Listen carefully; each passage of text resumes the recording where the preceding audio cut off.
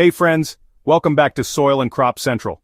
Today we're diving into a true gardener's debate, Bokashi versus traditional compost, two powerhouse methods for feeding your soil and pushing your peppers to their full juicy potential.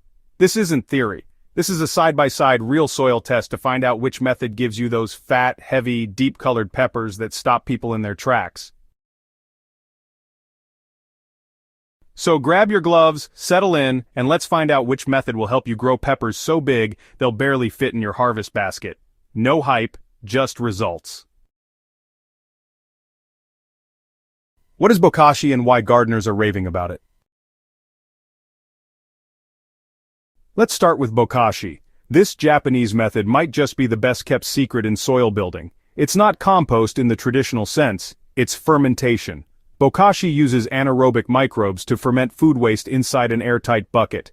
No oxygen needed, no rotting smell, no turning. So, here's how it works. You collect kitchen scraps, anything from banana peels to meat bones, and layer them into a Bokashi bucket.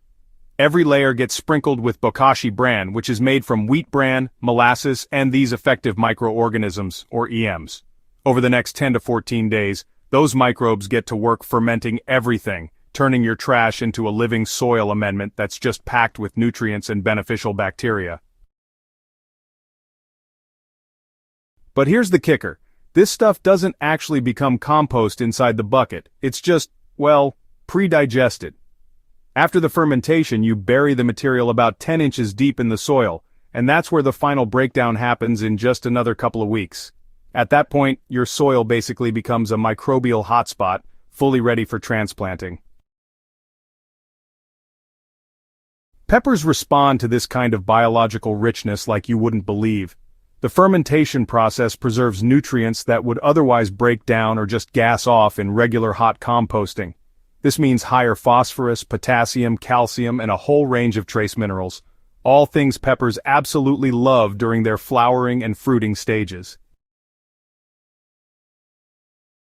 If you're making your own Bokashi bran, use this proven recipe.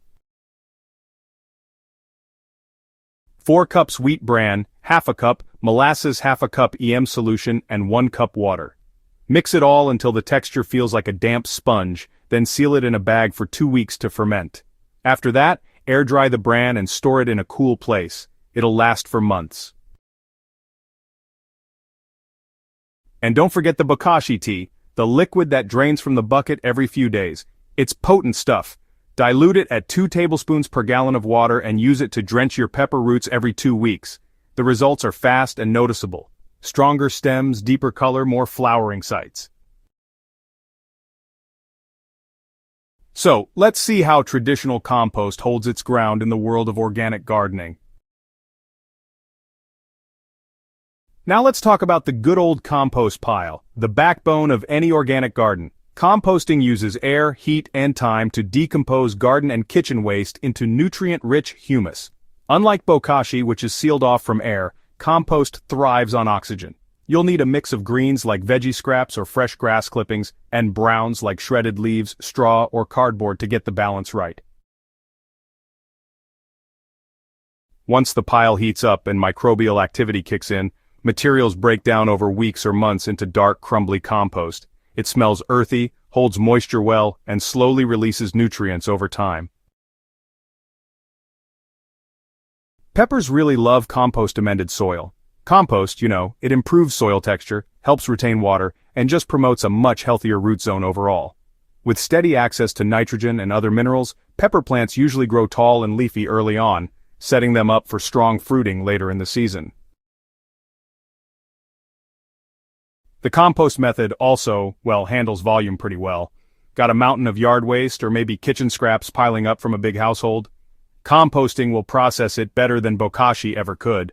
And sure, it takes more time, but composting is pretty flexible. No need for special bran or sealed bins, just pile it up, turn it now and then, and wait. That said, traditional composting does have its limitations. It doesn't really break down meat, dairy, or greasy foods all that well. And honestly, it can lose nutrients, especially nitrogen, as ammonia gas during the heating phase. If your pile gets too wet or too dry, decomposition can just stall out.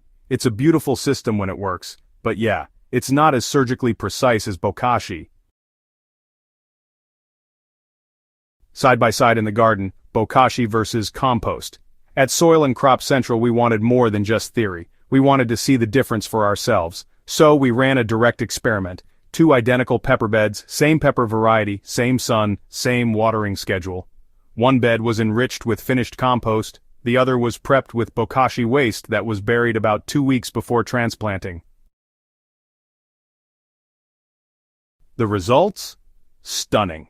After just 3 weeks, the Bokashi bed was already ahead. The plants had darker foliage, stronger stems, and more budding flowers. By mid-season, the difference in fruit size was unmistakable. On average, peppers in the Bokashi bed were about 25% larger and matured roughly a week earlier than those grown with compost. That doesn't mean compost failed, far from it. The compost-fed plants were healthy, lush, and highly productive, but Bokashi gave that extra push, faster growth, more flowers, bigger fruit. From a gardener's perspective, it really comes down to what you're after. Compost is the reliable classic, a long-term soil builder that improves structure and resilience. Bokashi is the fast-acting microbe-rich system that injects life straight into the soil and delivers results in weeks, not months. A hybrid strategy might be the sweet spot. Here's the best part. You don't have to choose between Bokashi or compost. The smartest gardeners use both.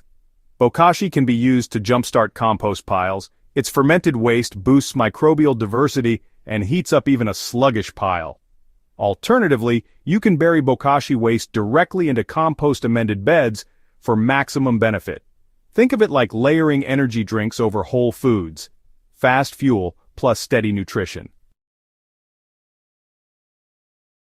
Here's a quick plan for combining them effectively. Start collecting kitchen scraps in a Bokashi bucket. After fermentation, which takes about 10 to 14 days, bury the waste in a trench in your garden or compost pile. 2 weeks later, plant your peppers directly over that trench. Continue feeding your plants every 2 weeks with diluted Bokashi tea, 2 tablespoons per gallon of water. Mulch with compost to retain moisture and suppress weeds. By mid-season, you'll have massive, deeply colored peppers that draw admiration from anyone who visits your garden. The final verdict on giant peppers. So, what's the best path to growing giant peppers that get people talking?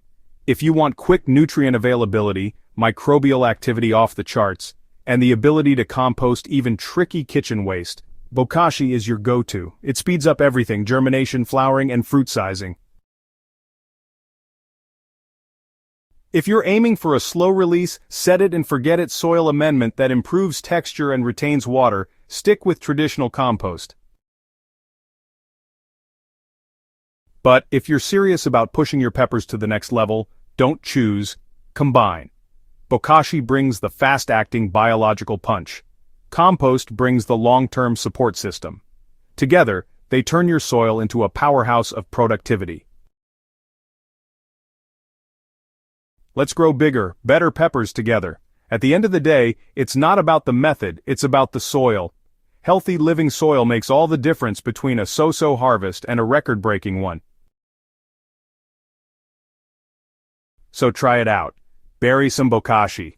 Top dress with compost. Feed your plants, feed your microbes, and feed your curiosity. Then sit back and watch your peppers turn into giants. Thanks for hanging out with us here on Soil and Crop Central. Whether you're a backyard grower, container gardener, or soil scientist at heart, we're here to keep your soil alive and your harvest thriving. Don't forget to like, comment, and share your pepper pics. We want to see your giants. Until next time, keep digging and keep dreaming big.